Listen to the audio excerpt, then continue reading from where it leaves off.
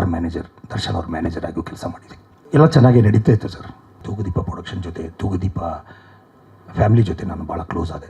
ಇವತ್ತು ನಾನು ಒಂದು ಮಾತು ಹೇಳೋಕ್ಕೆ ಇಷ್ಟಪಡ್ತೀನಿ. ತೂಗುದೀಪ ಪ್ರೊಡಕ್ಷನ್, ತೂಗುದೀಪ ಡಿಸ್ಟ್ರಿಬ್ಯೂಷನ್ ನನ್ನ ಫ್ಯಾಮಿಲಿ ಥರ, ನನ್ನ ಸ್ವಂತ ಮಗನ ಥರ ನೋಡ್ಕೊಂಡಿದ್ದಾರೆ. ದರ್ಶನ್ ಸರ್ ಆಗಲಿ, ದಿನಕರ್ ಆಗಲಿ. ಇವತ್ತು ಒಂದು ದಿನ ದರ್ಶನ್ ಸರ್ ನನಗೆ ಈಕೋ ಚಾನಲ್ ಮಾತಾಡಿಲ್ಲ. ಯಾಕಂತಂದರೆ ನನ್ನ ಮೇಲೆ ಅಷ್ಟು ಗೌರವ ಇಟ್ಟಿದ್ರು, ನಾನು ಅವ್ರ ಮೇಲೆ ಅಷ್ಟು ಗೌರವ ಇಟ್ಟಿದ್ದೆ. ನನ್ನ ಕಷ್ಟ ಅಂದಾಗ ಭಾಳ ಸಲ ಹೆಲ್ಪ್ ಮಾಡಿದ್ದಾರೆ.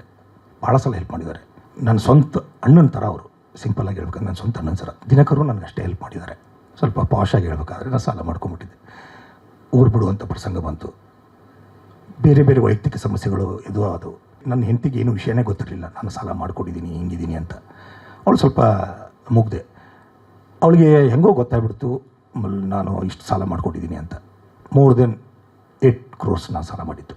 ಗೊತ್ತಾದ ತಕ್ಷಣ ಅವಳು, ಇಲ್ಲ ರೀ, ನಾವು ಮಧ್ಯಮ ವರ್ಗದವರು ಇಷ್ಟು ಸಾಲ ನಾವು ತೀರ್ಸೋಕ್ಕಾಗಲ್ಲ, ಬೇಡ, ನಾವು ಎಲ್ಲೇ ಊರ ಕಡೆ ಹೋಗ್ಬಿಟ್ರೆ ನಮ್ಮ ಮರ್ಯಾದೆ ಹೋಗ್ಬಿಡುತ್ತೆ, ನಾವು ತೀರ್ಕೊಂಬಿಡೋಣ, ನಾವು ನಮ್ಮ ಜೀವನನ ಕೊನೆ ಮಾಡ್ಕೊಂಬಿಡೋಣ, ಸಾಯೋಣ ಅಂತ ಅವಳು ಹಠ ಹಿಡಿದ್ಲು. ಸಾಯಕ್ಕೆ ಧೈರ್ಯ ಬೇಕಲ್ವ ಸರ್? ನನಗೆ ಧೈರ್ಯ ಇರಲಿಲ್ಲ ಸರ್, ಧೈರ್ಯ ಇರಲಿಲ್ಲ. ನನ್ನ ಹೆಂಡತಿಗೆ ಧೈರ್ಯ ಇತ್ತು, ನನಗಿರಲಿಲ್ಲ ಧೈರ್ಯ. ಚಿಕ್ಕ ಮಗು, LKG ಮಗು, ನನ್ನ ಮಗ, ಒಬ್ಬನೇ ಮಗ. 3 ದಿನ ಬರೀ ಕಣ್ಣಲ್ಲೇ ನೀರು ಹಾಕಿದ್ವಿ, ಏನು ಮಾಡಬೇಕು ಅಂತ.